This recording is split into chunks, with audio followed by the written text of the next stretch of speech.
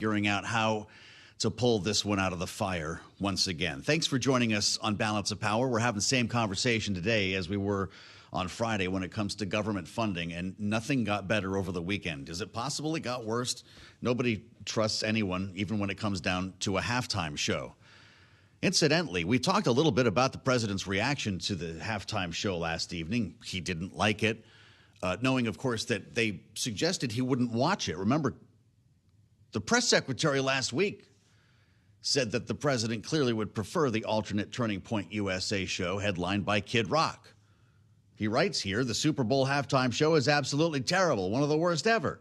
Makes no sense, is an affront to the greatness of America and does not represent our standards of success, creativity, or excellence. Nobody understands a word this guy is saying. And the dancing is disgusting, especially for young children that are watching from throughout the USA and all over the world. I'm not sure I understand that part. A slap in the face to the country, he said.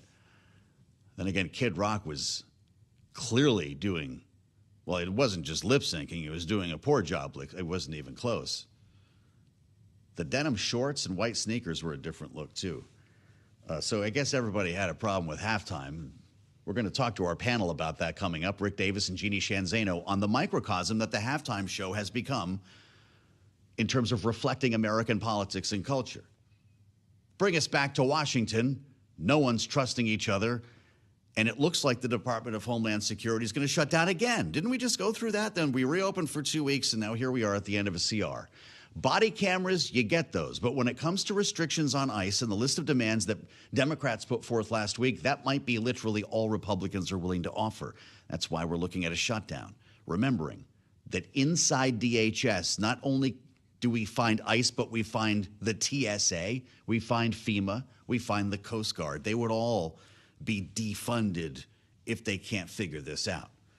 Nathan Dean knows this. That's why he's got his eyes on it. We talk about this every week here. Bloomberg Intelligence senior U.S. policy analyst. I said he's running odds, but you run odds on a single agency shutdown? No, we're not. You don't run odds. No, I mean, most of the clients that we talk to, for the lack of a better word, this isn't all that big of a deal for the market because, the market impacts just aren't there.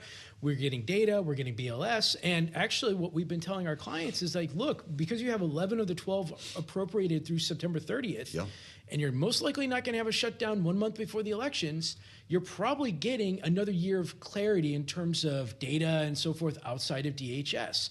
So this is actually somewhat of a positive measure that they've passed 11 out of the 12 already because, look, for the things that the market care about, and apologies to the 266,000 people that work at DHS. Sure, yeah. But the markets really don't care all that much about it. It's as close as we come to regular order in a long time when it comes right down to it, however dysfunctional it may be. But I do think that there is this chance that you will see another kick of the can, and I'm being snarky here. Yeah. But the Munich Security Conference is this week. Yeah. And members of both a bunch of sides, they don't want to be here. They want to go to Germany and eat schnitzel. So, I mean, I wouldn't be surprised if they kick the can on this one. Yeah. But again, if you have a shutdown, the next pressure point is that paycheck, and you're looking at essentially 10 days after that. Okay, so it would be 2 weeks again? Is that what we're thinking for duration here, or have they not even established that idea? I don't think anybody's talking. Full year CR? Tyler was reporting this morning that, the president's not involved. Well, if you're not hearing it, nobody is. Nobody's talking about anything in terms of like what a solution here is. So you look at the pressure point. Pressure point is DHS shuts down on Friday. Yep. Both sides are going to look at it and say, are we going to pay a political price for that? And I'm not exactly hearing anybody on either side of the aisle saying you're going to pay a huge political price. So, this is one of those situations where I think, you may see both parties walk away and say, you know what, we're good if the agency shuts down for now because, as you said before, $75 billion of ICE is funding it through fiscal year 2029. Yeah. So I'm not exactly sure how this is going to play out. Our friend Patrick McHenry, Bloomberg Politics contributor, former Speaker pro tem, I just like saying those two things together. He reminded us last week of the Cromnibus back in 2014. We've seen this movie before. You get an omnibus for all the other agencies. In this case, we have some actual spending bills, but you get a CR for, in this case, DHS, goes through the year, ends the argument, keeps the TSA, keeps the airports running. Is that a plausible solution here? I think so. I mean, I think, look, I think there's 2 points here, or actually there's probably one big point, and that is, how does this impact the midterms? The Democrats are looking at Virginia, New Jersey, all these special elections, and they're saying, look, let's not rock the boat here. We have a solution that actually may play into 2026. Obviously, progressives are saying we need changes in terms of ICE tactics and so forth. That debate has to play out. Yeah. But from the Republican perspective, it's how do we get back on message? And I think there are elements of both parties will look at this and say, look, let's just get this out of our portfolio at the moment so we can get back to messaging to 2026. So that's where this omnibus argument could play out. But again, this is one of those things where pressure points decide how the shutdown ends. And the pressure point isn't all that big with DHS specifically. Yeah, sure. Maybe for airline investors? Are you getting calls from, that would be the most direct impact of a TSA shutdown, for instance, right? Yeah, but we have to go back to the 45-day shutdown from last year. That was FAA that was actually causing a lot of the airline disruption. Absolutely right. Not TSA. Fair enough. And so, this is so even if the security lines are too long, you're probably still taking off. But you're also talking about security contractors who work for the TSA but aren't part of the TSA at a lot of American airports. So it's a very muddled message. And so this is one of those things where we're not hearing it from the airline investors. I love the nuance. Producer James dares to ask, how far behind are we on FY27 appropriations? Is this conversation even happening? Well, I mean, I'm not even going to have a conversation about FY27 appropriations until. Well, no. Let me joke. For every moment we're talking about this, it's now a moment that we're not talking about something else. We're not talking about stimulus checks. We're not talking about reconciliation. We're not talking about crypto market structure legislation or housing bills. Every single moment we're talking about this, we're not talking about something else. And look, in an election year, showing how difficult it was just to get to fiscal 2026. You'll have some conversations because appropriators want to appropriate, but I'm not exactly sure we're going to get anywhere close. Well, French Hill loved that answer because you just dropped a housing bill and a crypto market structure bill. Will both of those get to the floor? So I think the housing bill will, because it's overly bipartisan. And for people looking at it from the market perspective, we've looked at this bill, at least the House side, the Housing for the 21st Century Act. Yeah, sure. There's nothing in there that really excites us all that much in terms of impacts to equities. Housing is extremely difficult because, it's not federal legislation that drives a lot of policies here. It's state and local, and it's the third rail of politics. I want to bring home prices down. Well, then you hurt people who have homes, and so it's one of those things where it's just very difficult to coalesce around a strategy. So the bill that's the House is voting on and the Senate's going to be working on their subsequent bill this month really isn't all that impactful from our point of view in terms of equities. When it comes to crypto, we're thinking maybe April or May. Senator Lummis just said last week that Senator Thune assured her that there would be floor time, quote, in the spring. So, but we have to see how the negotiations play out between the crypto and banking sector over stablecoin yield. How are crypto prices, if at all, impacting this?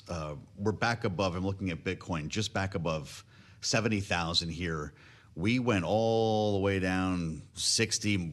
I might have even broken through into the high 50s for the low of last week. People are talking about another crypto winter, massive unwinding, massive deleveraging. Can Democrats still have this same debate with a straight face?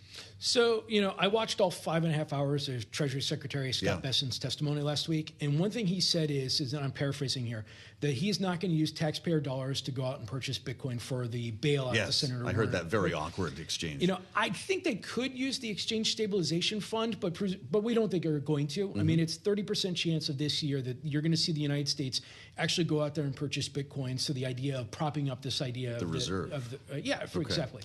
But then in terms of the crypto market structure bill, I'm still at 60% chance of passage because the White House is putting pressure both on crypto and on banking to get to a solution on this stablecoin yield argument. Right, okay. But again, they're focusing on housing and affordability at the moment. The Senate banking has said we're going to push this off for another month so we can focus on housing.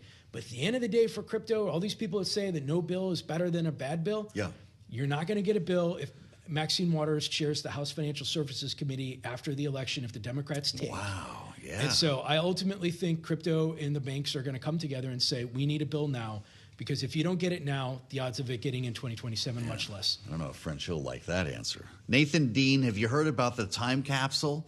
If these guys can't get along, I just want to know what these letters are going to say. If you haven't heard about this, the House wants to create a time capsule to be buried in the Visitor Center, which is, kind of underneath and behind the U.S. Capitol building. It will include a letter from the House and Senate leadership mandating the 244th Congress open the capsule July 4, 2276, 250 years from now. So we got 250 this year. We bury this sucker for 250 years.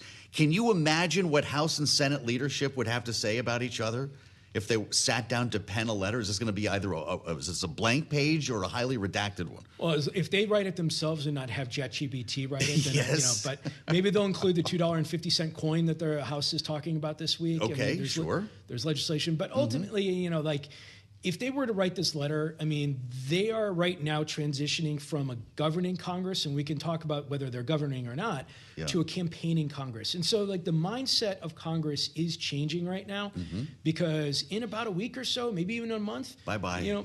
They're gone. They're focusing on the elections because every day they're here in Washington is a day that their opponent is out campaigning against them. So I think you are seeing the mindset of Congress change over these couple of weeks right now. Wow, fantastic. What did the kids think of the game last night? You had the touch football group together. Were they bored? They were so bored after the second quarter. What was their favorite ad? They were downstairs playing Fortnite, so I don't. They didn't get through. They didn't even get to the ads. These are the players. All right, I got it. Nathan Dean with the read on legislation, on crypto, on America. Bloomberg Intelligence Senior U.S. Policy Analyst. America's dad would try to bring the team home, watch the game, hand out the orange slices. Did you get wings, pizza, both? And they still left? Still left. Outrage. I'm Joe Matthew in Washington. We'll assemble our political panel next. I wonder what they would put in the time capsule. Rick Davis and Jeannie Shanzano are on the way in, only here on Balance of Power on Bloomberg Radio.